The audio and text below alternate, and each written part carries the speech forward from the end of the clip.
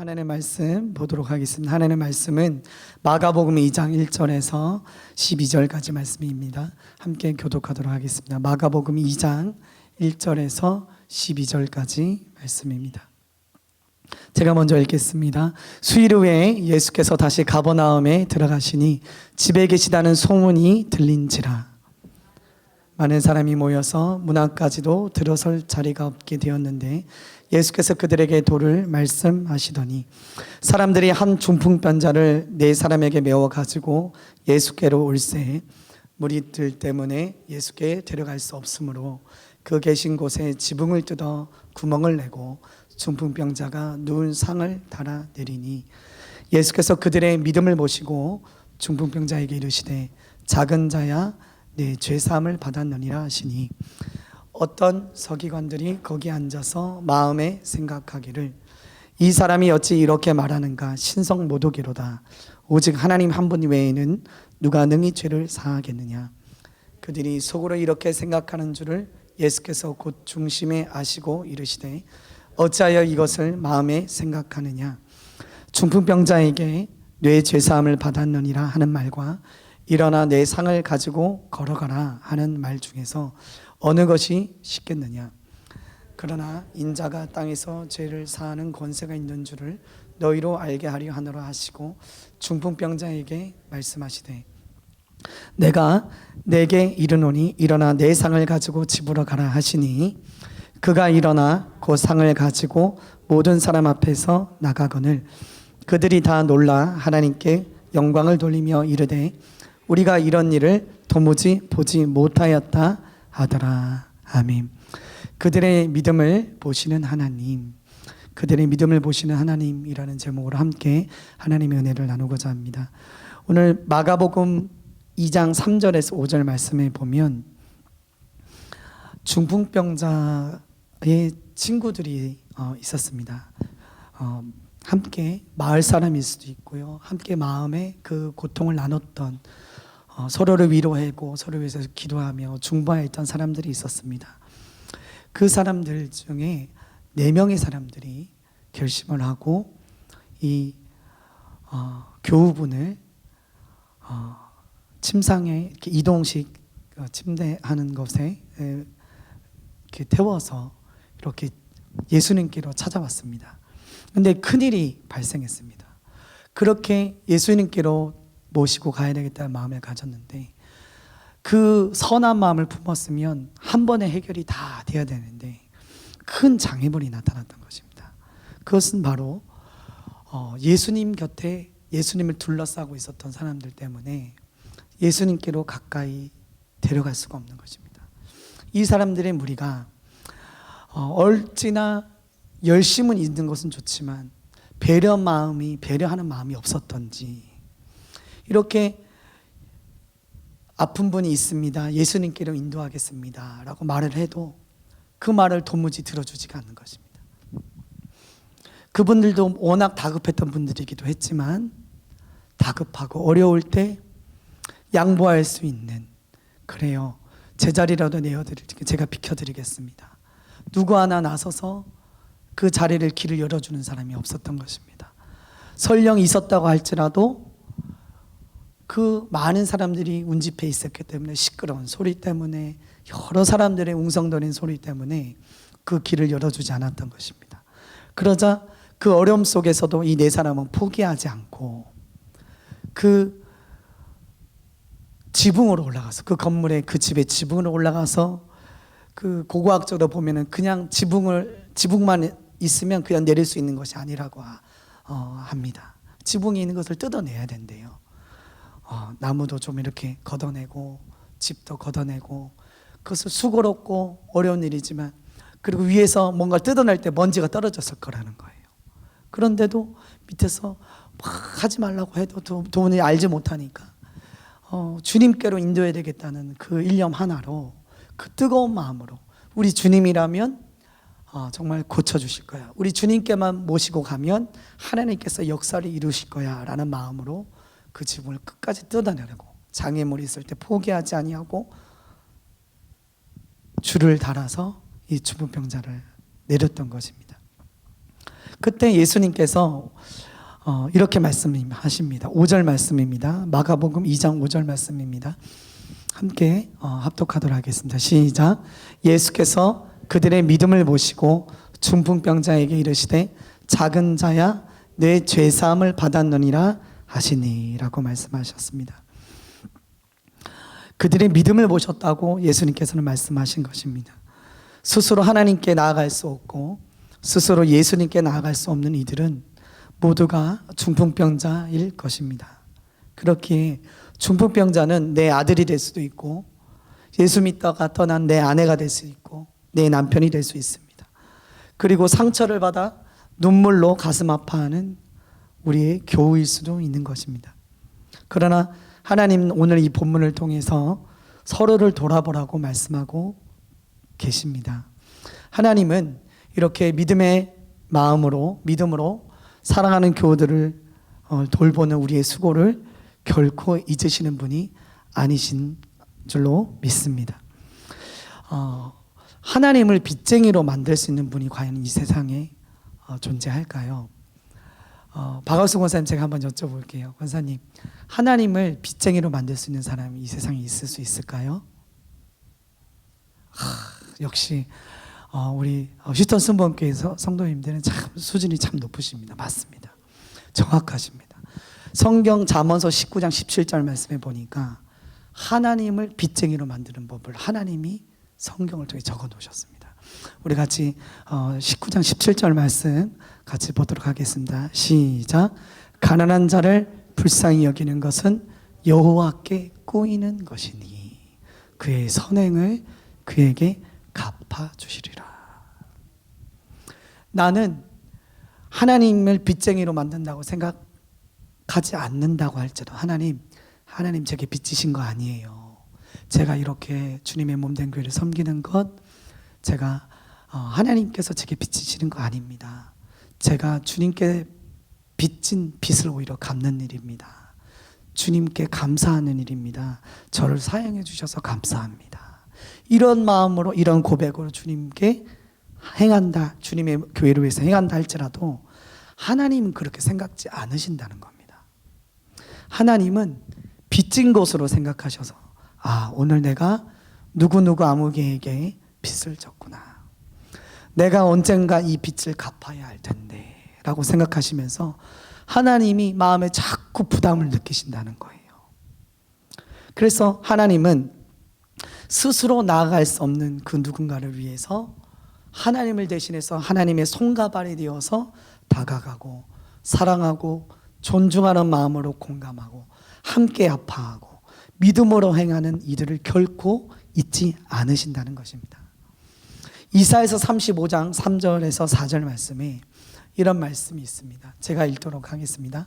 너희는 약한 손을 강하게 하며 떨리는 무릎을 굳게 하며 겁내는 자들에게 이르기를 굳세어라 두려워하지 말라. 보라 너희 하나님이 오사 보복하시며 갚아주실 것이라. 하나님이 오사의 너희를 구원하시리라 라고 말하면서 위로하라고 말씀하고 있습니다. 약한 손이 있다면 손을 떨고 있다면 손을 꼭 잡아주시고 무릎을 떨리는 무릎으로 정말 두려워하고 계시다면 정말 약하게 정말 강하게 서 계시지 못하신다면 어깨를 빌려드려서 버팀목이 되어주시며 그리고 겁내고 두려워하는 이들을 향하여 하나님을 바라보시자고 말한다면 하나님의 명령에 하나님의 마음에 큰 기쁨이 되시고 하나님의 명령에 순종하시는 믿음의 사람이 되시는 줄로 믿습니다. 이렇듯 하나님은 믿음의 사람들의 수고를 결코 잊으시는 분이 아니십니다. 그리고 그뿐만 아니라 억울한 일을 당하는 것도 하나님께서는 다 보고 계시고 갚아주시는 분이신 줄로 믿습니다. 출애굽기 11장 4절에서 6절 말씀에 장자의 재앙이 나옵니다. 이 장자의 재앙에서 하나님께서는 특별히 이런 일을 행하셨던 이유가 있으시더라고요. 4절부터 6절 말씀인데요. 함께 합독하겠습니다. 시작. 모세가 바로에게 이르되 여호와께서 이와 같이 말씀하시기를 밤중에 내가 애굽 가운데로 들어가리니 애굽 땅에 있는 모든 처음 난 것은 왕위에 앉아 있는 바로의 장자로부터 맷돌 뒤에 있는 몸종의 장자와 모든 가축의 처음 난 것까지 죽으리니 애굽 온 땅에 전무후무한 큰 부르짖음이 있으리라. 아멘입니다. 하나님께서 모세를 통해서 바로에게 이렇게 말씀을 하셨습니다. 하나님은 마지막 10번째 재앙을 내리실 때 애굽 땅의 모든 처음 태어났던 장자와 가축까지도 처음 난 가축들은 이런 죽게 되는 일이 벌어지게 됩니다. 왜 하나님은 마지막 재앙으로 장자의 죽음을 선택하셨을까요? 80년 전에 이 장자 재앙이 있기 80년 전에 이집트 사람들이 히브리 사람들을 행했던 일들이 있었습니다. 그것은 바로 히브리 사람들의 남자아이들을 100명이든 간에 1000명이든 간에 10,000명이든 간에 태어난 아이들은 다 남자아이들은 다 모두 다 나일 강에 던져서 숨지게 하였습니다. 그때 얼마나 많은 어머님들이, 형제들이, 할아버지 할머님들이 눈물로 하나님께 기도를 드렸을까요? 그 원통함 속에서 얼마나 몸부림치며 고통스러워했을까요? 얼마나 눈물의 기도를 드리며 하나님께 탄원의 기도를 드렸을까요? 이 10가지 재앙은 이집트 사람들이 섬기었던 메뚜기와 개구리와 이와 같은 많은 신들이었고 우상들이었습니다. 이 10가지 재앙을 통해서 하나님은 이 우상 숭배했던 그 존재들이, 우상 숭배의 대상들이 결국에는 자신들을 해하는 존재라는 것을 이스라엘 백성들로 하여금 알게 하시는 것이요, 이집트 백성들로 하여금 알게 하는 것이요, 온 우주 만물에 하나님의 메시지를 전하고 있는 것인 줄로 믿습니다. 그리고 이 마지막 10번째 장자의 재앙은 억울함으로 기도했던 백성들의 기도의 응답이었고, 억울함을 갚아주시는 여호와의 전쟁이자 여호와의 복수인 것을 우리로 알게 하시는 줄로 믿습니다.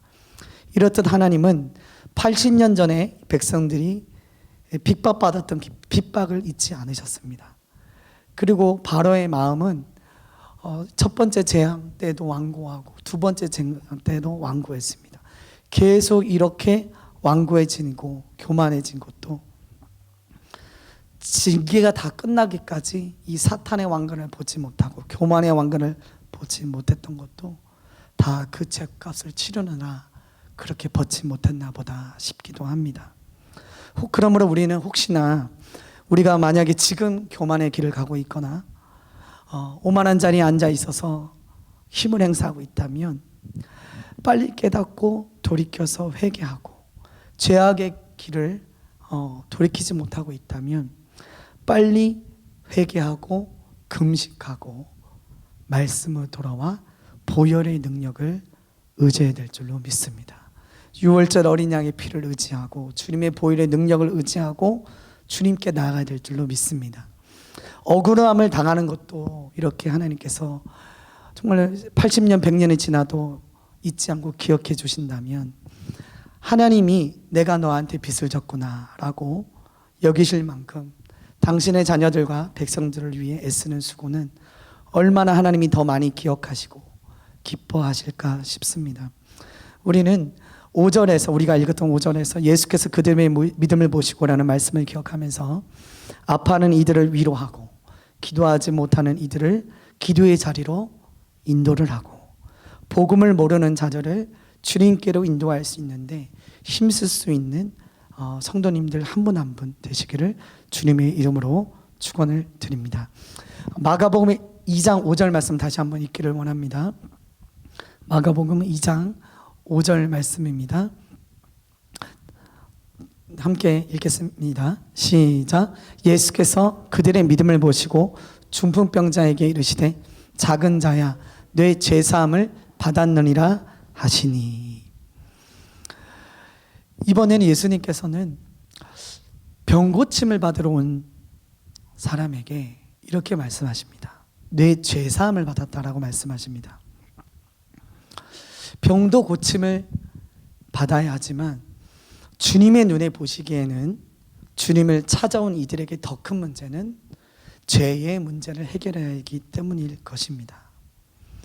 이것이야말로 인간에게 참으로 필요한 것인 줄로 믿습니다. 우리는 경제적 문제를 해결하기 위해서 주님께 다가옵니다. 주님께 기도합니다. 물론 주님께서 경제적인 문제도 해결해 주시죠. 그러나 경제적으로 우리는 문제를 해결하려고 주님께서 이렇게 나가지만 주님은 먼저 대답하시는 것입니다. 내 죄를 고하고 제사함을 받으라고 답변하고 계시는 것입니다. 인간관계 속에서 울며 아파하고 있는 나에게 주님은 이렇게 말씀하시는 것입니다. 육체의 질병은 현대의학으로 해결할 수 있을지는 모르겠습니다. 그러나 죄 용서함을 받을 수 있는 것은 오직 예수 그리스도 외에는 할 수 없는 것입니다. 이 세상의 그 누가 죄를 사할 수 있겠습니까?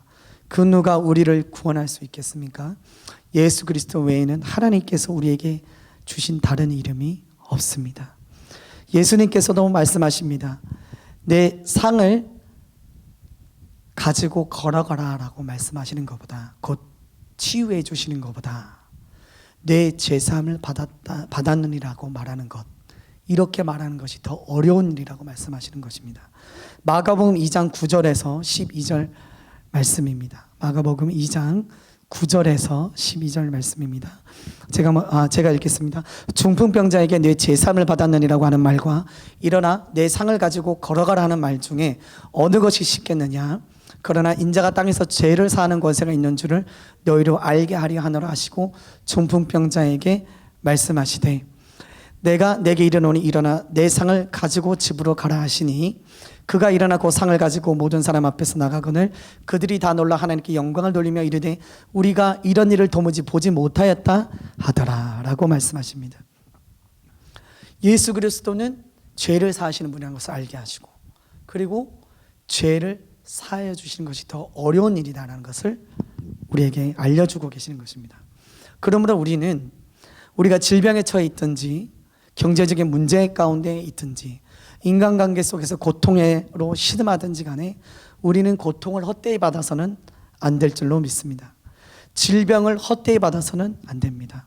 고통 중에 있다면 우리는 하나님을 대면해야 되는 것이고 그 고통 속에서 보혈을 의지해야 되는 것이고 그 고통 속에서 제 용서함을 받는 놀라운 축복을 놓쳐서는 안 되는 것입니다.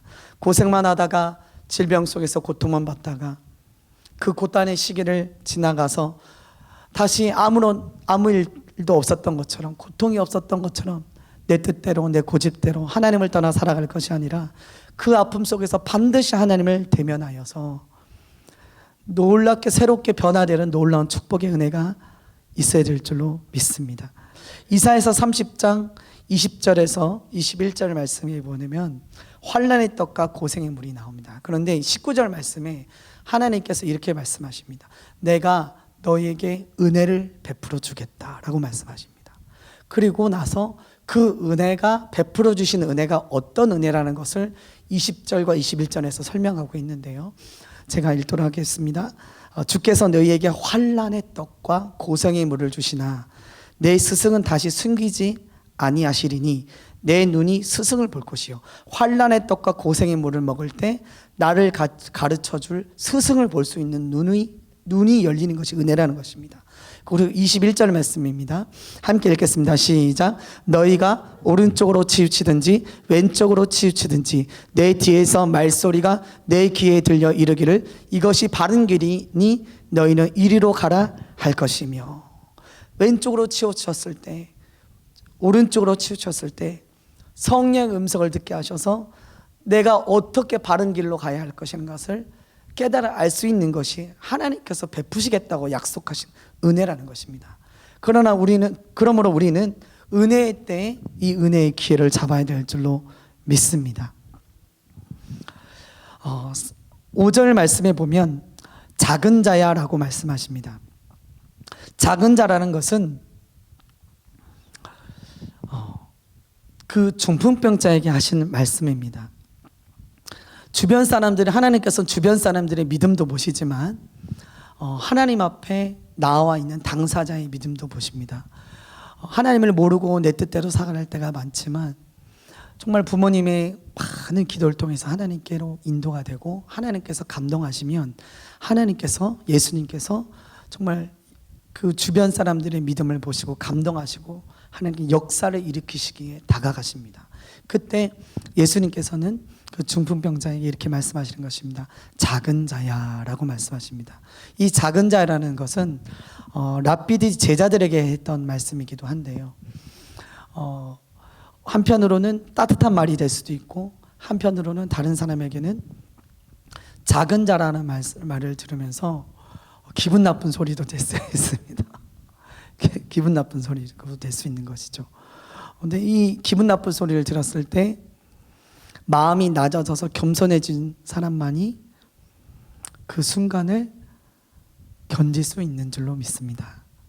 그리고 아픔을 견디어내본 사람만이 그 말을 들었을 때 믿음의 눈을 다시 발휘할 수 있는 줄로 믿습니다. 정말로 눈이 높고 아픈 상황 가운데서는 원망이 가득 찬 사람이었다면 그 마지막 순간이라도 교만한 말은 아마 예수님한테 오히려 문안을 줬을지 모르겠습니다. 그러나 겸손한 사람은 그 순간을 맞습니다. 하나님이 지렁이 같은 너 야곱아 이라고 말씀하실 때 내가 왜 지렁입니까? 내가 누구 보고 지금 지렁이라고 하냐고 지금 화를 버럭 낼 수도 있었겠지만 그렇지 아니하고 저는 맞습니다. 저는 지렁이 같은 야곱입니다 라고 겸손하게 하나님 앞에 머리를 조아릴 수 있는 것이 축복인 줄로 믿습니다. 그래서 우리는 입을 조심해야 됩니다. 옆에 있는 성도님들과 인사 나실까요? 입을 조심합시다. 인사하겠습니다. 입을 조심합시다. 정말 입을 조심해야 됩니다. 근데 어떤 분들은요, 많은 섬김을 하고 나서도요, 그 공로를 입으로 다 털어버리는 분들이 있다고 하시더라고요. 저희 교회는 아니에요. 저희 교회는 안 계십니다. 그런데 다른 교회는 계시는 것 같아요. 근데 이런 분이 하신대요. 그러니까 직접 이제 들은 말을 들었다는 분이 얘기를 저는 들었으면 제가 직접 들은 건 아니에요. 그런데 이런 말씀하셨다는 거예요. 아이고 없는 것들이 저런다고 이런 말을 하셨다는 거예요. 다 섬기고 나서. 그러니까 그 인격이, 그 성품이, 그 입술의 말이, 그의 교만이, 그 공치사와 그 교만을 통해서 그 선행을 물거품으로 만들고 주위에 있는 분들의 믿음을 다 허무는 일은 역할을 하고 있는 것입니다. 그러나 시편 111편 3절 말씀에 여호와여 내 입에 파수꾼을 세우시고 내 입술의 문을 지키소서라고 말씀하고 있는 것이고요. 야고보서 3장 5절에서 6절 말씀은 이와 같이 혀도 작은 지체로 돼 큰 것을 자랑하도다. 보라 얼마나 작은 불이 얼마나 많은 나무를 태우는가. 혀는 곧 불이요 불의의 세계다. 이렇게 우리에게 증거하고 있는 것입니다. 그래서 집사님이 그런 말했죠. 집사님이 그런 말했죠. 그러시는 게 아니라 서로 사랑의 말, 성김의 많은 말로 승리하실 줄로 믿습니다. 재미있는 일화가 있어서 이 일화만 소개하고 마치려고 합니다. 제가 이제 성도님한테 이렇게 이런 얘기를 들었는데요. 그 젊으셨을 때 얘기시래요. 젊으셨을 때 목사님이 집사님 직분을 주시겠다고 이렇게 부르셨대요. 아이고 이렇게 열심히 섬기시는군요 하면서 집사님 직분을 이렇게 이번에 받으시는 것이 어떠세요? 라고 얘기를 하셨는데 아이고 저는 바빠가지고 안 된다고 앞으로 할 일이 많다고 해서 이렇게 대차게 거절을 하셨다는 겁니다. 그러니까 어떻게 보면은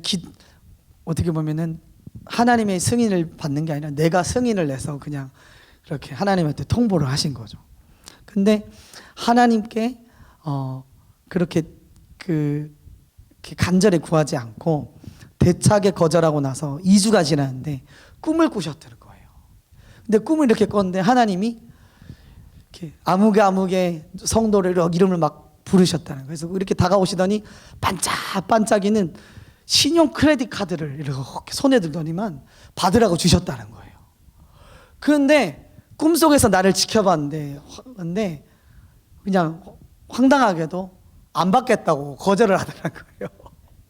그래서 꿈을 딱 꿨는데 아이고 그 크레딧 카드를 내가 받았어야 되는데 내가 왜 거절했고 그래서 아깝다. 너무 아까워서 그 받았어야 했는데 뭐 안 받은 걸 아시고 너무 아까워서 그렇게 그냥 입맛을 다지고 계셨는데 생각해 보니까 내가 직분을 안 받겠다고 내가 목사님한테 거절한 게 생각을 해서 얼른 전화를 다시 드리셨다고 하시더라고요. 그래서 고린도후서 6장 2절 말씀에 이런 말씀이 있습니다. 이르시되 내가 은혜 베풀 때에 너에게 듣고 구원의 날을 너를 도왔다 하셨으니 보라 지금은 은혜 받을 만한 때요 보라 지금은 구원의 날이로다. 아멘입니다. 하나님께서 정말 손 내미실 때 하나님께서 정말 사랑으로 안아주실 때 주님의 믿음으로 나가야 될 줄로 믿습니다. 정말 우리 교회 성도님들께서 이렇게 정말 우리 해숙반수 권사님께서 정말 많은 기도를 드리셨어요. 근데 1년 만에 이렇게 오시니까 정말 너무나 감격스럽고 그리고 우리 권사님께서 정말 한 달 전부터 하나님 예배 드릴 수 있는 길을 열어달라고 기도하셨거든요. 하나님 우리 교회에서 하나님 저를 성전 가운데를 보내달라고 하나님 예배의 길을 열어달라고 막 기도를 하시더니 정말 하나님께서 이렇게 정말 우리 권사님 이 자리에 보내주신 줄로 믿습니다. 그리고 또 이렇게 홍 목사님 통해서 또 많은 분들이 길을 통해서 이렇게 오셨는데 주위 한번 이렇게 둘러보시겠어요? 평소 수요 예배하고 뭐가 다른지 한번 보실 수 있으시겠어요? 예, 우리 권사님이 오신 것만으로도요. 우리 권사님 소문이 다 났어요. 벌써 주일 됐는데 소문이 쫙 하고 돌았습니다. 우리 해숙반생 권사님 오신다고 소문이 막 쫙 돌아서 그냥 수요 예배가 제 눈에는 부흥이 일어난 것 같아요. 권사님의 예배를 통해서 하나님께서 수요 예배에 더 큰 부흥을 허락하신 줄로 믿습니다. 우리 할렐루야로 박수로 하나님께 영광 드리겠습니다. 할렐루야. 네, 감사합니다. 우리 함께 기도드리겠습니다.